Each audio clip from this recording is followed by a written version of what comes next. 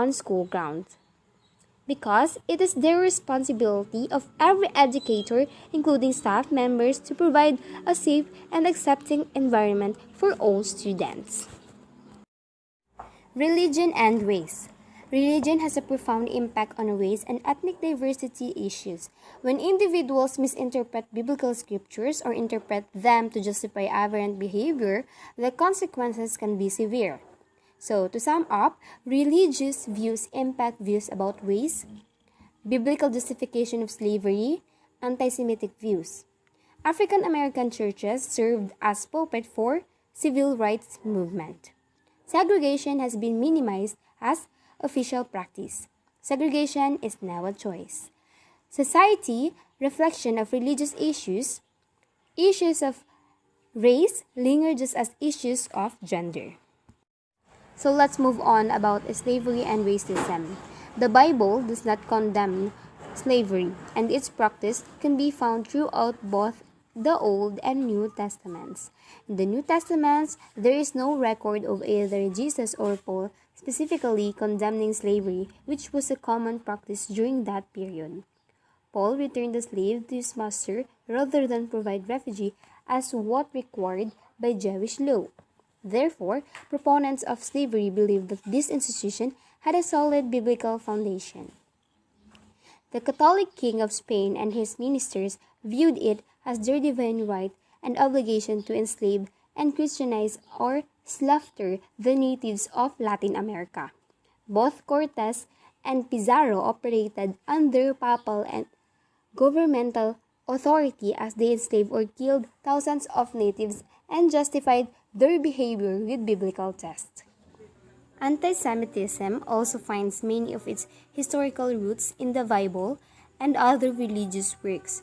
Bach's Passion of St. John, though musically beautiful and inspiring, has been perceived by some to have anti-Semitic German lyrics. Though others disagree with this contention, biblical passages are often used to justify anti-Semitic behaviors. Role of Black religious groups. African Americans often organize their own religious institution due to racism, which either prohibited or limited their membership, participation, or attendance in mainstream denominations. Black churches and religious institutions have served their communities in different ways, such as food, shelter, and occasional employment opportunities. Black Muslims provide pride and a self-help philosophy. They have encouraged education and Black entrepreneurship. Civil rights movement and Black churches. The modern civil rights movement was centered in the South African American churches. Many of the civil rights leaders were or are ministers or church leaders. Example, Martin Luther King Jr., Ralph Abernathy, Andrew Young, and Jesse Jackson. From their pulpits, these religious leaders were able to direct boycotts and organize civil disobedience and nonviolent confrontations. Prior to the successful 1955 Montgomery, Alabama boycott, sitting for black bus riders was segregated. Civil disobedience included sit-ins at segregated public places such as restaurants, where black individuals refused to leave when asked or ordered to do so. African American churches deserve much of the credit for bringing about the civil rights gained in the past 50 or more years. In recent years, Black churches have been extremely successful in registering millions of voters and thereby becoming an important voice in the electoral process. Disenchantment among younger generations. Some young African Americans, particularly the younger generations, have become increasingly disenchanted with their Black churches. They may feel that the churches are not aggressive enough with social issues or may feel that they are out of touch with today's real world. The historical nature of the Black church as the center of Black community life makes it unlikely that the masses will abandon it. In some religious groups, African Americans were permitted membership but prohibited from attaining the higher positions of church leadership. These prohibitions were justified through biblical interpretations or through divine revelations claimed by church leaders. In addition, like the gender issues that have become the focus of religion debate, racial issues have been debated for decades. As the courts and society have turned their backs on segregation and racially limiting process, most religious bodies have also taken an official position of openness. Although the official position and the actual practice may differ somewhat, in churches that stress brotherly love, at least the two may be moving to a higher level of congruence. That's why it is important to understand that clergy and other church and religious authorities have considerable influence on the people they lead. Also, children may learn that the LGBT life is an abomination, or they may learn to believe that it is an innate and natural sexual orientation for some. They learn that if females have limitations within the religious institution, they are meant to carry over into school and society. They may learn to believe that some races are superior to others or that all men and women are created equal without regard to race or ethnicity.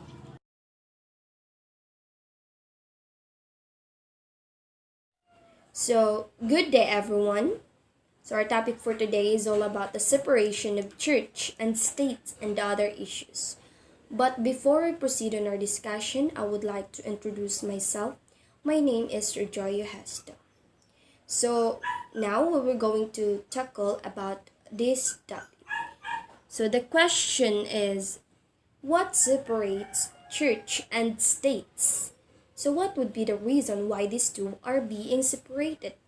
So, according to the first clause in the Bill of Rights, they state that the Congress shall make no law respecting an establishment of the religion.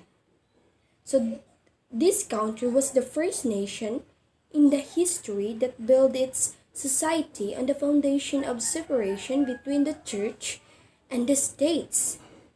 So, this country is the United States. So, separation of church and state is not only a moral issue, but also a practice, legal, and the political one. So these are the following example of the Supreme Court rulings related to education. So this was the first amendment and the principle of this separation of church and state. So these are the example. So as you can see. So this has been interpreted by some to mean that the separation of church and state, it simply means that there will be no state church.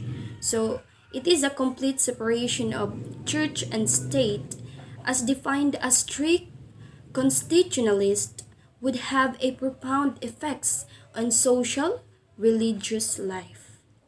So now let's proceed to the public school. Public schools are supposed to be free of religious doctrine and perspective, but many people believe that school without such a perspective do not provide a desirable values orientation for the student. So a major point of this is it focuses on who should determine the morals that will provide the context of the educational program in a school.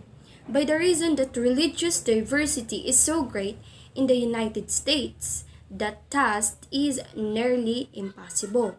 Therefore, most of the public schools incorporate commonly accepted American values that largely transcend to religion. So, as educators, you must be cognizant of this influence before introducing a certain readings and ideas that stray that that is far from the community that willing to accept within their belief and value structure. So let's move on to the controversial issues that challenge the church and the states. So, among and many controversial issues that are often on the agenda of the Christians or any religious groups, the first issues is the school prayers, the school vouchers, and last but not the least is the censorship. But first, we will tackle the school prayers. So actually, school prayers has been eliminated by the Supreme Court. But some of the conservative group do their efforts to revive the school prayer in the school, of course. So school prayer continues to receive majority support from the American public. So what is at issue for the court is not whether the public favors school prayer, but whether it is a constitutionally valid. The law in no way forbids private prayer in schools. So the law has not been forbid the private prayer on the school. So they decide that they don't prevent the teacher or students from praying privately, especially in the school. So any teacher can offer his or her private prayer rather, to the noon meal, to pray alone or between classes and before and after the school. But the only thing that the Supreme Court has been forbidden is the public group prayer. So that is the only thing that they had been forbidden. So in 2000, the Supreme Court ruled against Texas district that had permitted prayer over the public address system at a football game, maintaining that the football games are extracurricular. So on this time, majority of students and parents support the prayer on the public. Yet the court ruled that this is a violation of the separation of church and state. And yes, it is a violation because they only decide to conduct a private prayer but not a public prayer. So now let's proceed to the school vouchers. So various group raise schools vouchers initiative. Periodically, vouchers are intended to provide a parents with a choice of school, public, or private for their children. So school is including on the controversial issues. School vouchers is including on the controversial issues. And some of the believers of the school vouchers, they believe that the school vouchers will make it possible to send their children to the school of their choice. But other critics said that the voucher system will be exacerbate the fiscal crisis in the public schools. So voucher initiatives are often strongly supported by religious factions, particularly those that send their children to public religious school. But some opponents contend that most of the beneficiary of this what we call school vouchers are those wealthy because they already enrolled their students on the public and the private schools, and that's why the religious has been supported a school vouchers because most of the school are from religious aspects, right? So that would be the issues in the school vouchers. So now let's proceed to censorship. So when we say censorship, it occurs when expressive materials such as books, magazine, films, videos, or works of art are removed or kept from the public access, including the removal of materials from textbooks, adaptations, lists, and the materials from school library. So the target of the censorship are those books and materials that are identified disrespectful of authority, and of course of the religion. So these pictures or books are about for a multitude reason while they are being banned. So the first one is the what? The To Kill a Mockingbird.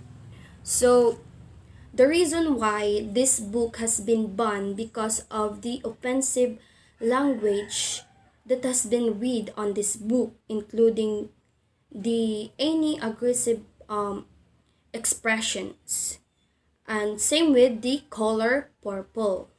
Next is the Adventure of the Huckleberry Finn.